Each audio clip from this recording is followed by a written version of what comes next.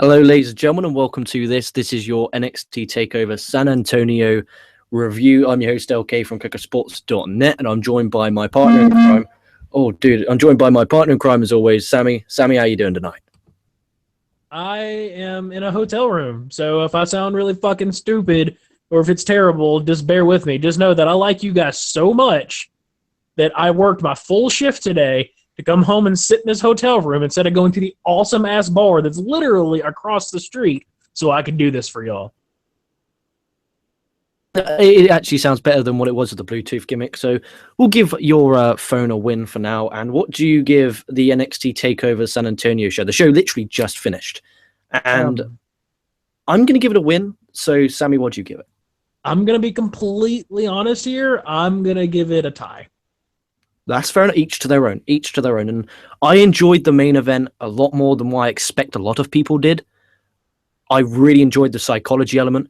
And obviously on our predictions game show, we have pay-per-view profits, which is where Internet Infantry members can guess. We had some participants. So we had a joint winner. We had myself and Rick1982 from the YouTube comments. We both won with 6 out of a possible 1, 2, 3, 4, 5, 6, 7, 8, 6 out of 8 points. So myself and Rick1982, we were glorious. Second place came CHI exclamation mark exclamation mark exclamation mark. Third place came Boom Booms, Mateo, and Zach Rowe. So well done, and thank you to everyone who participated in the predictions game. There's still time to participate in the Royal Rumble prediction game, and this is how many participants we have already. Unbelievable. Thank you everyone who's joined in. It's going to be fun, and the winner got absolutely nothing, so thank you for participating. And anyway, Internet Infantry, put in the comments win, loss, or tie your thoughts about the show. We'll read them once we finish breaking this bad boy down. So the opening contest, we had Ty Dillinger versus Eric Young. I enjoyed it. I think the crowd helped this a lot. Like, if the crowd weren't into as Ty Dillinger as much as they are, I think this would have been just a meh match. But I think the crowd really helped, and they weren't too, annoying like the full sell fuckers. Sanity did get involved, as expected. Eric Young got the win with a wheelbarrow neckbreaker. They kind of protected Ty Dillinger, but, they lost because of the Sanity interference. But the question, did you, right, so I'm going to start doing, like, proper rating system, because sometimes I do it, sometimes I don't, so I got to fucking go balls to the wall and do it. 3/4/3. What would you reckon you'd give this match? And then give your opinion on it. I'd probably give it a 2 stars, which, 2 stars doesn't mean it was a bad match. It means it was a passable match. I enjoyed it for what it was worth. I want to like Sanity more than I really do, because I really like factions and I like their look. I just don't like the people that are in Sanity that much so far. And the match was good. It's awesome to see that people are still really, really behind Ty Dillinger. And so he pretty much has to come out at number 10 tomorrow, right? Like, he has to. And that literally led me to my next question is, will he be in the Rumble? Now, on the prediction game, on the tiebreakers for the Rumble, we have who will be the NXT guy come up, and literally 10 out of 12 people so far have pretty much put Ty Dillinger. He needs to come out at 10. What was that, sorry? And he needs to come out at number 10. Yeah, I think they'll be silly if they don't, but with this 10 chant, I could picture it pissing Vince off. Like, oh, these fuckers will just chant 10, 10, 10 the whole time. I think that's a bit of a concern, because I remember the dirt sheets or news sites were reporting that the reason he isn't being called up is because the 10 will basically take over the show, similar to what Steve Austin's What did, and that's an annoying thing. Like, imagine in like 20 years' time, people are chanting 10, 10, 10 all the time. Imagine how fucking frustrating this is. I don't get how. Maybe I was just in a better mood than you, but the 3-star to the 2-star, that's a whole star gap. Maybe because I had the crowd up loud and I'm not used to hearing an actual live crowd be lively. But I just enjoyed it a lot more than you. That's a strange one. I didn't not enjoy it. I just thought it was passable. Like, it served its purpose as a curtain jerk.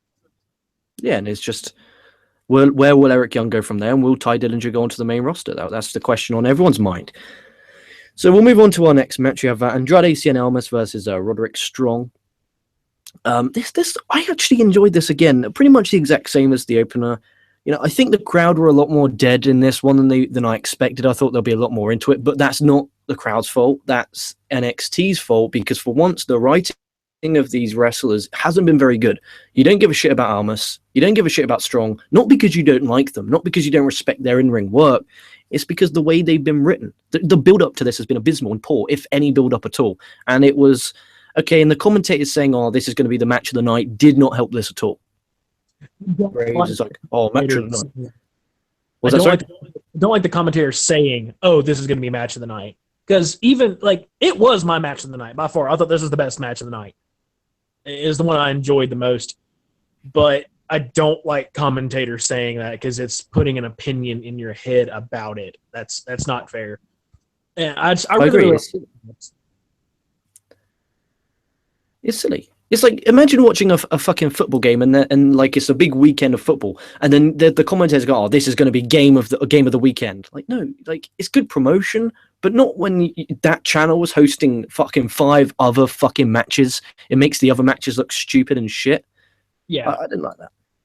The match itself was okay. I loved the Almas when he did the variation of the rings of Saturn holding both arms down. That was pretty awesome. I like the psychology of working the shoulder because obviously the shoulder allows Strong to do the backbreaker, and I think he sold that really well. He did a really good sell. What else we got here? Strong got the win with a sit kick. These guys have really good chemistry. I thought it was better than the opener, but just slightly. I gave it 3 1/4. What did you give it? I gave it 3.5. It was the match I enjoyed the most tonight. I thought the psychology was good. I thought there was a lot of good chain wrestling, some good strong style stuff, not as much lucha libre as I would have liked from a luchador. But these guys have zero character. But luckily, the work managed to get past that. But these guys have got to find their character or they're going to sink. And this was what I was afraid with Roderick Strong coming over anyway. Like, they've got to find who they are or they're just going to stay where they are forever. And just like I reckon if this match had character, emotional interest, and the crowd into it, I think you could have a solid 4 1/4 star match there. But the crowd just not into it. Like at one point they were so dead, and then they just randomly started chanting, "This is awesome." It really pissed me the fuck off. It really pissed me off. I hate it when crowds do that. Like they're dead, they're quiet, and then they just go, "This is awesome" over a spot. That's one of my grinds my gears more than the actual chant itself. I really like this match, but the crowd kind of ruined it, and in summer I don't want to say ruined it, but the crowd kept it from being an even better match. And I swear to God, like 3-4 matches, they didn't announce the sons of bitches until like last week. I swear to God, they were like, and then at NXT we're getting these matches. Pretty much, give or take. There was an attack backstage, I think, with Almas and Strong last week, but that's as much as you're going to get. Yeah, I think that was it. And again, last week. Yeah, and the thing is, though, like, Strong got the win. Almas, when was the last time he won a damn takeover match?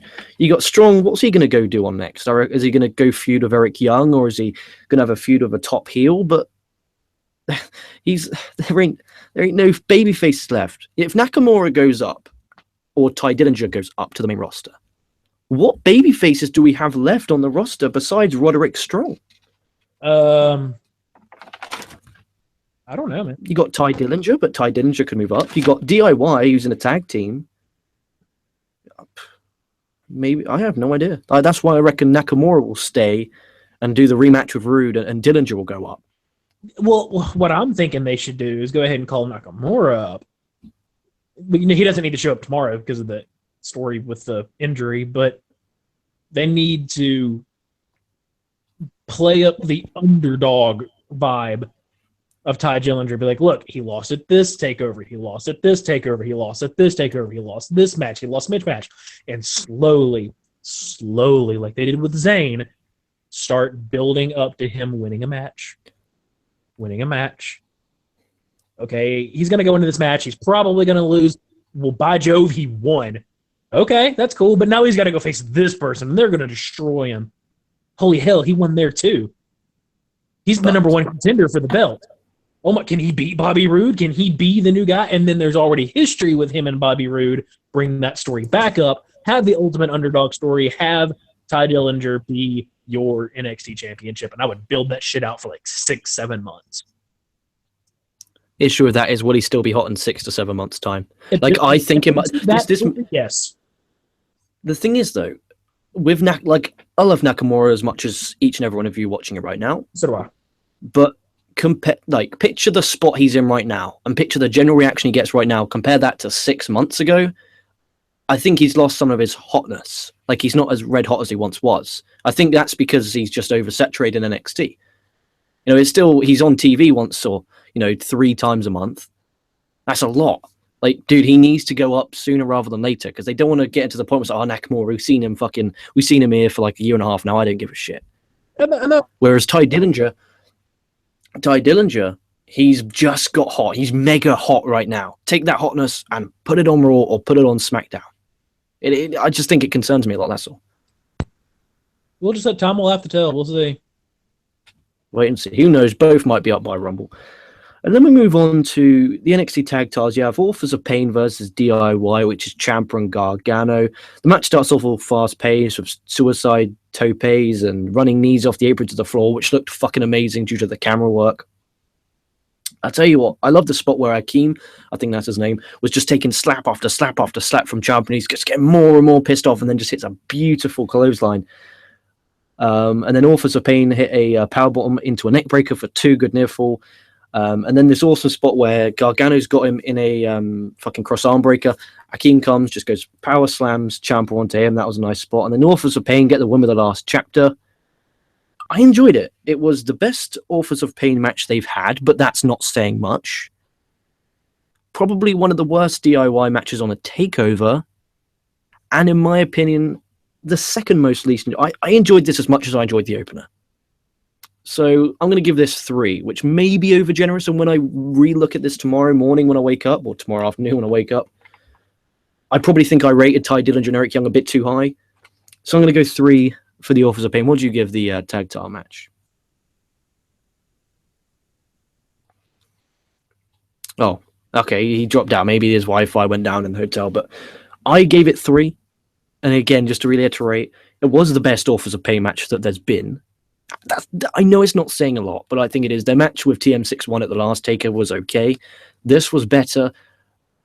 But I think the reason why I'm rating these matches higher than what I normally do is because if you listen to the predictions of the previous show, I wasn't excited for this, even if you listen to the Rumble one or the Takeover predictions preview.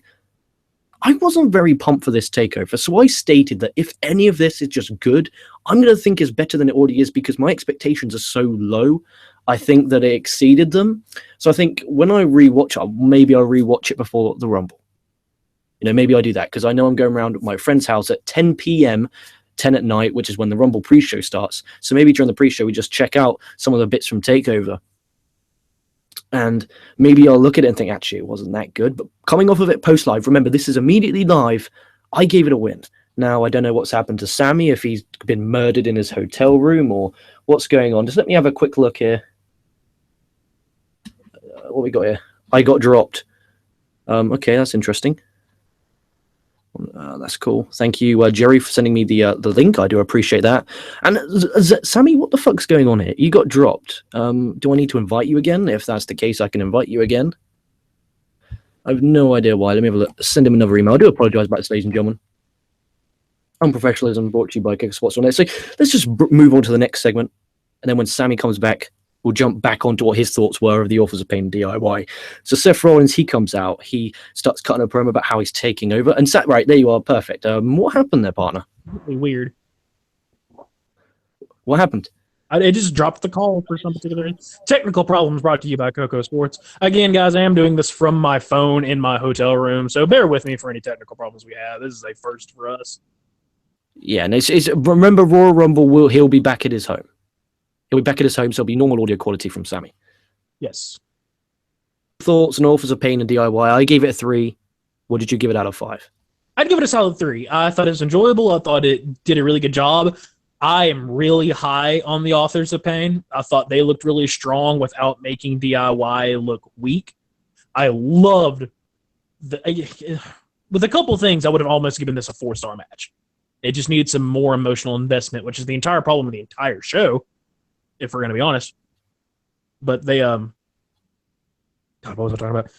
The spot where they had them in the exact same spot that they beat the Revival in, and then they got out of it. I love that. Yeah, there was some good spots. I gave it 3. It was okay, and I'm just wondering who the fuck the next challengers are going to be for the tag straps.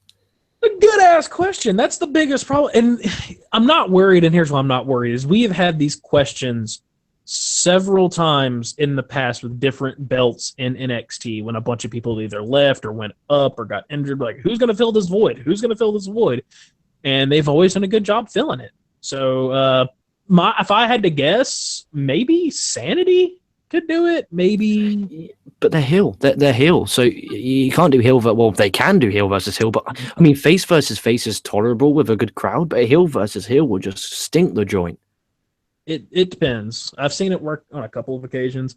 But I'm right there with you. I'm not quite sure who they would have to pull up, or I don't know. I don't know what it's, again. Well, that's one of those we'll have to wait and see. But I have faith that they'll pull it out. They should do Mustache Mountain. They should do Trent Seven and the new Tyler Bate. That'd be pretty funny. But it wasn't okay. And then Seth Rollins came out. He comes out. He cuts a promo saying, "I'm taking over." He calls out Triple H. He says he won't leave until he basically comes out and makes him. Triple H comes out. He's bringing security to take out Rollins. He then leaves. Very dick move. Rollins then takes out security until loads of them, they literally just pile on him, take him backstage. I liked it. It teases the Rumble, but the question is, which is I think their plan is, what is Rollins going to do at the Rumble? I think that was the point of this, is, okay, so we come out at TakeOver. Now what will he do at the Rumble? Like, will the show kick off with Rollins come out saying, I demand Triple H? Like, what do you think they're going to do with Rollins and H at the Rumble? I think they'll do something similar. He'll show up and call somebody out again, would be my guess. This thoroughly surprised me, and I really, really liked it. I thought it was super smart. Excuse me. But that would be my guess, because he's not going to have a match. They're doing him a disservice if he has a match at the Rumble. Yeah. What I would love, this is just fancy booking 101. So he kicks off the show. H's music hits. He comes out. He looks like he's not in a suit. He's in his fighting, his vintage jeans, his vintage leather jacket. He comes out. He gets his bottle. And he puts the bottle down. He goes, no. He then points, like finger points, and then fucking his new hitman, Samoa Joe, comes out. And then they have a big brawl. And then you could do Samoa Joe versus Seth Rollins at the fast lane. And you could do it in a stipulation where whoever wins gets to, if Seth Rollins wins, he gets Triple H at Mania. And then you could do Rollins versus H. And then it leaves Samoa Joe and Brock Lesnar, Sammy Boy, not doing anything. About that, I like that idea all but one thing, in that if you do that and Seth Rollins wins, I think it's bad for Joe coming up and losing his first match. Yeah, that's the only issue I have with it. But if sorry to cut you off there, if you have Joe come out the next day on Raw say, you know what, that happened, that was what happened last night, that will never happen again. I am the baddest motherfucker in this whole damn company, and I'll prove it. I will call out right now, the baddest motherfucker on this planet. Brock, get your ass right here. Let's have a fight. The crowd, oh my God, it's Brock Lesnar. And you're basically recovering Joe because of how pissed off he is. Yeah, that's fair. And then my poor little heart can actually have my Samoa Joe Brock Lesnar match that I've talked about for, like, I legit think 6 months now. At least since SummerSlam. At least since the SummerSlam and Shane stuff.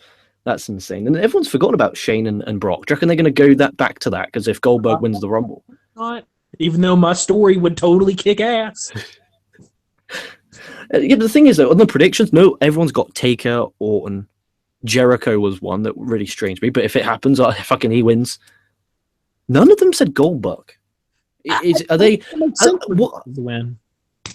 And the thing is, though, I think because he's the one that we all expect him to win, we've been brainwashed by WWE thinking this is the most unprecedented, the unpredictable Rumble of all time. We would be thinking, oh shit, fuck, Goldberg won't win because it's unpredictable. Maybe, and that's their plan, and then they get you with the predictability. Because I always say predictability is good, but in this case it's not. Yeah. But I enjoyed it, done its job, made me intrigued for the Rumble. Yeah. And then we move on to our next one. We have the NXT Women's Championship. We have Asuka defending against Nikki Cross, Peyton Royce, my internet wife, and Billie Kay. I enjoyed this. There were some nice spots. Asuka with the double German on Royce and Kay was nice. The double suplex off the announce table through a table was nice. Royce with the Widow's Peak for 2 for a good near fall. And then Asuka with a disgraceful kick to the head on Royce. Got the win. It was okay. It was enjoyable. I thought it was 2.5, 2 3/4. What do you give it? I thought it was trash. I absolutely hated it. I didn't even watch half of it because I'm sitting in my hotel room and there's a documentary that CNN's doing about the 80s, and I ended up watching that through half the damn match. I'd give it a star. Really? I thought it was completely forgettable. It served no purpose. It didn't make anybody look stronger or weaker. It didn't bring anybody up to that level of Asuka so she can actually have competitors going forward. Nobody and that she wrestled in that match and thinking, okay, that's somebody that can take the belt from Asuka. I'm like, no, Asuka's still the fucking dominant champ. Maybe that's the point. Work just wasn't good. It was sloppy. I did not like it at all. Each to their own. I mean, I obviously didn't love it with the 2.5. I just, I got a soft spot in my heart for Miss Peyton Royce, my internet wife. So maybe the half a star is just for her attire. I really want to like Billie Kay, and I really want to like Nikki Glass, or whatever the hell her name is. I like her. I've liked a lot of what she's done, but I think part of it is that Asuka, we've dealt with Asuka being so dominant for so long, and believably dominant, that they haven't given us anybody that we can believably beat her. I think we're going to get Ember Moon versus Asuka at Takeover Orlando the next one. That is definitely going to be the one to dethrone Asuka. Yeah. Which would make sense, but you had better do a lot of work between now and then about making Ember Moon look like a badass. You can only rely on a glimmery finisher for so long. She's got a cool character, good entrance, and a cool finisher, and her work isn't bad, but we don't believe her as a complete badass because we, barely see her. She's never on fucking TV. And it's there's no mystique about her, and her whole character would make you believe that there's a mystique. And there's not there. They've got a lot of work to do with her if they're going to put the strap on her and make us believe it. Yeah, because I think they've, like at the start it was like that. I think they've, I think they've really humanized her to the point where it's a bit too much with the promos and things. But, she shouldn't talk. She's like a werewolf, isn't she? Yeah. She shouldn't talk. Anyway, we go to the main event, which I absolutely adored, for the NXT Championship with Bobby Roode versus Shinsuke Nakamura. I understand if you hate this. I do. I didn't hate it. I was not impressed. I've seen much better work out of Nakamura. I honestly, unpopular opinion, I think Bobby Roode brought Nakamura down quite a bit. Now, this match was worked an old school style. It started off with the heat, more heat, so that you care when Nakamura finally gets offense in. But then the psychology element comes in, and I thoroughly enjoyed this. I loved the pacing. I loved how it was slow, methodical pace from Bobby Roode, who is the heel. He'll want to slow the pace down from Nakamura, try not to make him move, because if Nakamura moves, he's going to get hit with a Kinshasa.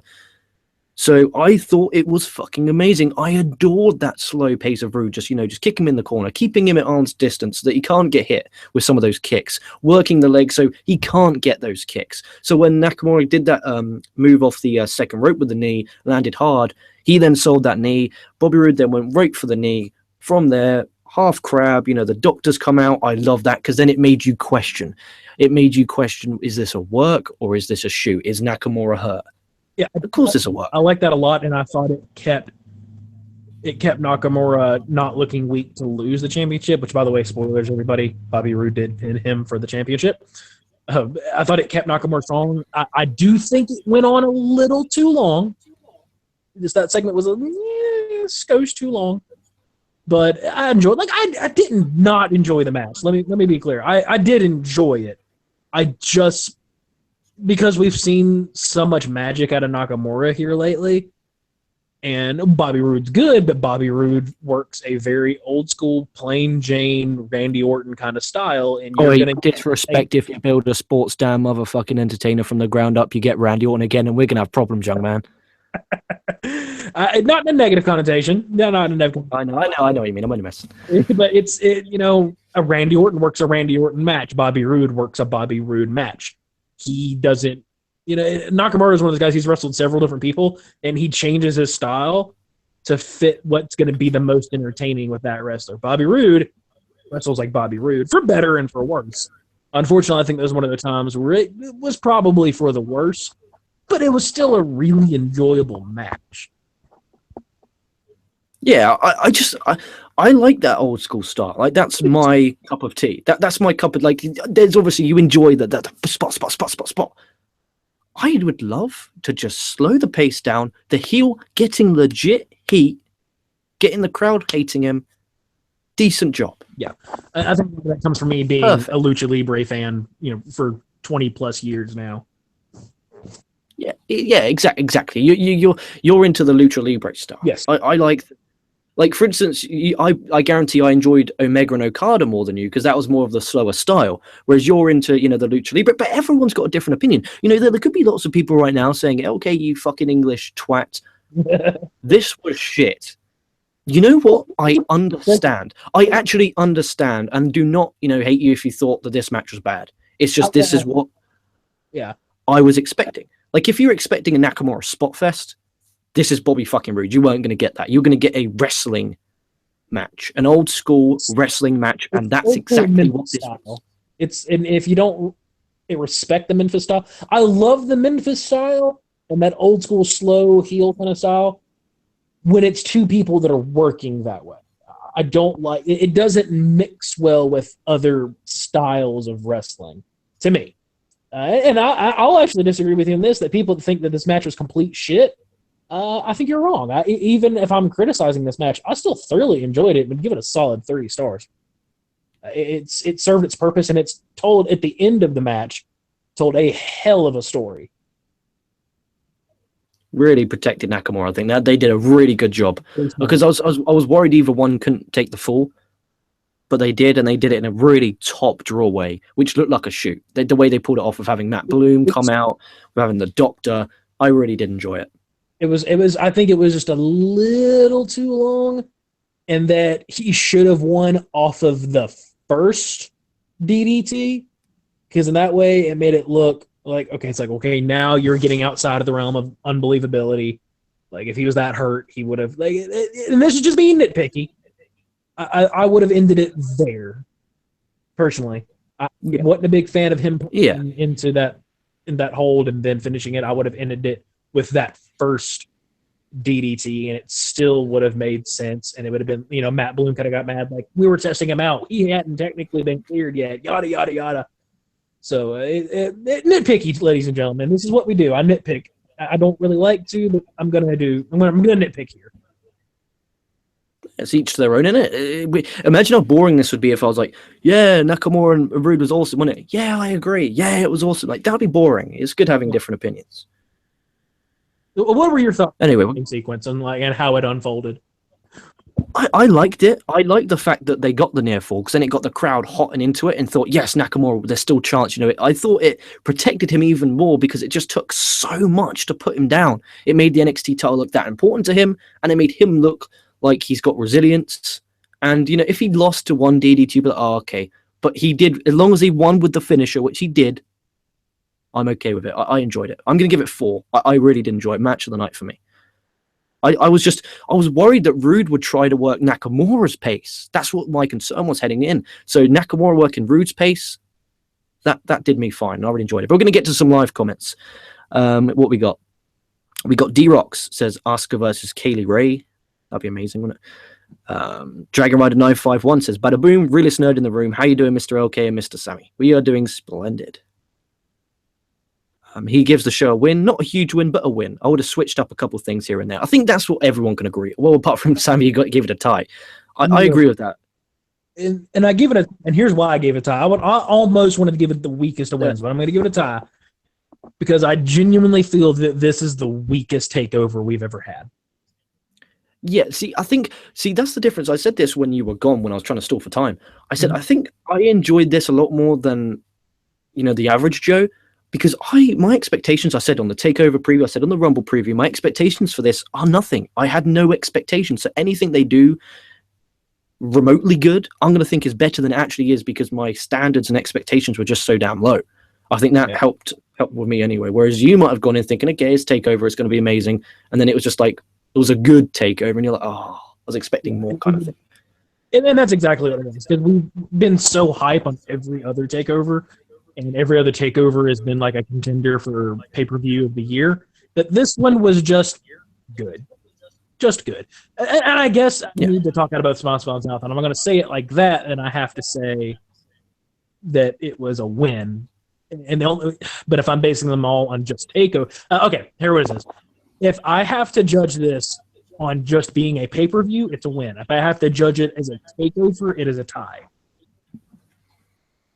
That's true. But then imagine if we did that with Raw every week. Like if we base it on Raw. Like we do that. I think everyone, you're getting the tendency to do it. Your expectations just depend on your thoughts. And it's acceptable. I understand where you're coming from. D-Rock says, I didn't think Ember Moon is beating Asuka. I think he didn't finish. The Icon Stinger says, holla. Dragon Rider says, if Ty doesn't come out at 10 tomorrow night, I feel sorry for whoever does. That's a really great shout. They should put the Miz at number 10. Imagine the heat. Raleigh. No. Don't put him in there at all. Have him attack backstage. Don't have him in there. But no, if you put him at 10, he's just going to get 10'd out of the building. The fact that he still won that fucking match is a goddamn travesty. That is like something wrong with this world. It's like the three worst things going on in this world right now are like war in the Middle East, fucking the AIDS epidemic in South Africa, Mojo Rawley winning a spot in the Royal Rumble. It's a fucking travesty. Mojo rising, Jesus Christ. Mojo firing, it should be. Anyway, Uri Blake says, Takeover was glorious. Wanted Shinsuke and Ty to win, though. Okay, I'm across the channel in Netherlands. Damn, I'm sleepy. It's called Extreme Energy. It's the best way to get through. I'm drinking this coffee that this little old lady's been, because we get free breakfast in the hotel, and this little old lady's been down there every morning when I go down at about 7:30 after I get up and work out. Yes, this fat ass gets up and works out, and she's up there and she always makes my coffee for me, and it's like one step below cocaine. I don't know what the fuck she does with this coffee, but it is legit. Anyway, I hope we ain't lost her again. Anyway, D-Rock says is holding on to it. Okay, Asuka's holding on to it until Brooklyn. It's a fair point. For Brooklyn. Yeah, that's a good shout. And then Asuka can lose and go up after SummerSlam. Because they really need to keep her in there. But if they want the NXT, like the women's division to actually have someone in there noteworthy, I think it'll be a good idea. Yeah, if they're going to do Ember Moon, they've got to do it. They're going to have to build her up and build up on this like kind of werewolf-y gimmick, and they've got a lot of work to do because I think that's their chosen person. But you got to get the work. Yeah, I agree. D-Rock says, I am Mr. Women's Wrestling. Zach Rowe says, Almas should have won. Now, Mr. Zach Rowe, my friend, how did you do on the old predictions? You came joint third with Boom Boom, so you didn't do too badly, my friend. You didn't do too badly, Zach Rowe. Dragon Rider 951 says, NXT only has No Way Jose, Ty Dillinger, and that's about it. We could have Cassius if they make him a face. Maybe Kyle O'Reilly if he goes over there. That's fair. I mean, because you could do Chris Hero or Cassius versus Bobby Roode, Eric Young. But they did that thing with Nakamura, didn't they, at the last taping? So I think they're going to do Nakamura versus Cassius at least. Otherwise, why waste a Cassius debut with Nakamura if you're not going to do anything with him? Yeah. So he's been his debut's already been taped, correct? I don't know. I generally don't know because surely they've taped. Why would they? No, because Nakamura had the NXT title in it. So if they aired on the network, then Nakamura isn't the NXT champion anymore. Yeah. So it'll destroy the objective. I think it was just for the live audience. Dragon Rider 951 says, I love your idea of Ty doing the Sami Zayn underdog story, Mr. Sammy. You're welcome. D-Rock says, Ember Moon is going to SmackDown for Money in the Bank. Just doing that spot off the top of the ladder. Kevin X. My pants if she hits that fucking stunner off the top fucking ladder. Dude, I think she'll be the one shitting her pants, not you. Kevin Eric Snell says, Dobby having a team called Authors of Pain makes me think the writing team is way too full of themselves. Really DIY is getting a rematch. That's true, actually. ICW is coming to the network. Yeah. I've heard. That's a big rumor. They need to start putting it in the network since they're fucking involved with one another. They should put what on the network, sorry? Evolved, because they have a... No. They signed a 5-year deal with FlowSlam. FlowSlam is the exclusive provider of Evolve. No one can touch them. No one can touch them. Because they've had a deal with WWE for a while now. Yeah, but that was before the Flow Slam thing. Like NXT still has that. They've got developmental deal going on, but the person who can have the footage of the shows is Flow Slam exclusive. Well, yeah, I know. I'm agreeing with him. They should have gotten that before Flow Slam flew in and got it. Yeah, I actually agree. But don't worry, Mr. Sammy. I want Samoa Joe versus Brock Lesnar too. We all, Jesus Christ, don't we all? That shit. Agreed. Back off, Peyton LK. She's mine. No, Mr. Dragon Rider 951. With all due respect, I dubbed her my internet wife, and it's just how it is. I will not override you. You can have your opinion, but she is mine. She is mine. Back off. You can have the Billy Kay Bird next to her. He liked the 4-way, but felt it needed 5 more minutes to really get great. That's fair. What else we got? What's up, guys? Ask a match was okay. That's from Edward Maha. JC Garcia says, Lucha Elite next season is coming soon. Don't miss it. Oh, Sammy, the Lucha Elite that we love is coming back. Yeah. Awesome. I'm subscribed to their channel, so I'll know when their new video pops up, and I'll send you the link. Yeah, I think I'm subscribed too, actually. Yeah, you probably would have if you watch on their channel.